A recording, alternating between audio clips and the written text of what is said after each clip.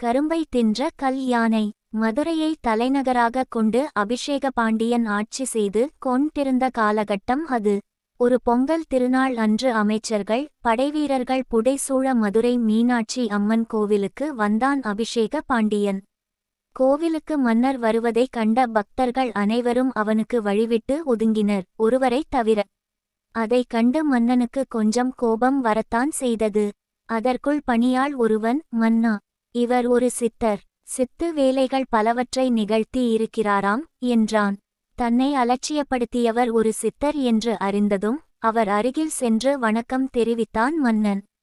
ஆனால் சித்தர் என்று அடையாளம் காட்டப்பட்டவரிடம் இருந்து மன்னனுக்கு பதில் மரியாதை கிடைக்கவில்லை. இருப்பினும் மன்னனே அந்த சித்தரிடம் பேசினான். தாங்கள் அற்புதங்கள் நிகழ்த்துவதாக கேள்விப்பட்டு இருக்கிறேன். முதியவரை இளைஞராகவும் இளைஞரை முதியவராகவும் பெண்ணை ஆணாகவும் ஆணை பெண்ணாகவும் மாற்றுகிறீர்களாமே. ஊமையை பேச வைக்கிறீர்கள், குருடர்களை பார்க்க வைக்கிறீர்கள் என்றும் கேள்விப்பட்டேன். அது உண்மைதானா என்று கேட்டான். எல்லாம் உண்மையே, எனக்கு எல்லா கலைகளும் தெரியும் என்றார் அந்த சித்தர். இருந்தாலும் மன்னனுக்கு அந்த சித்தரின் அற்புதங்கள் மீது நம்பிக்கை வரவில்லை. அவரை சோதிக்க நினைத்தான்.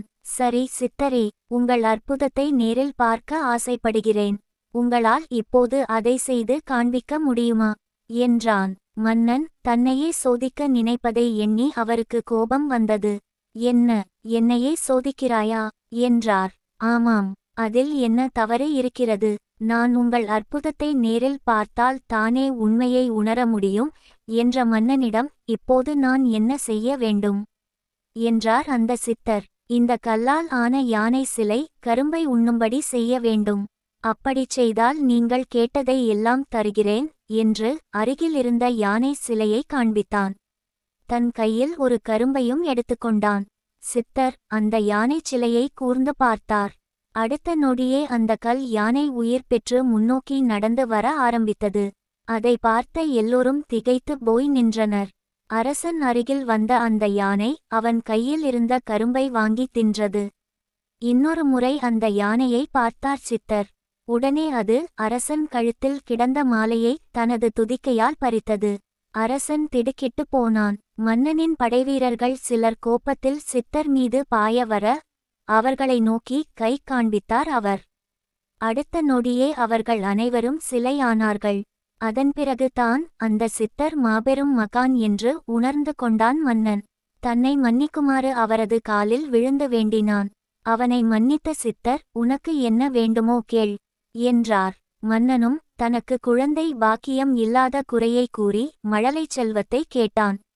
சித்தர், அப்படியே ஆகட்டும் என்று அருள் பாலித்தார். அக்கணமே சித்தர் மாயமானார். உயிர் பெற்று வந்த கல் யானை மீண்டும் கற்சிலையாக மாறியது.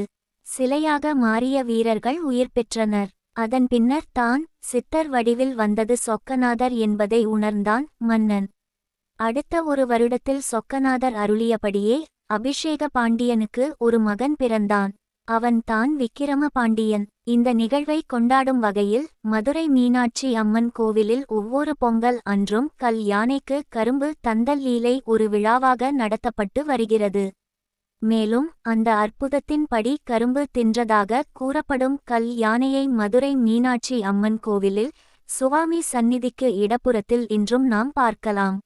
இந்த வீடியோ உங்களுக்கு பிடிச்சிருந்தா லைக் பண்ணுங்க, ஷேர் பண்ணுங்க, கமெண்ட் பண்ணுங்க. மறக்காம இந்த சேனலை சப்ஸ்கிரைப் பண்ணுங்க. நன்றி, வணக்கம்.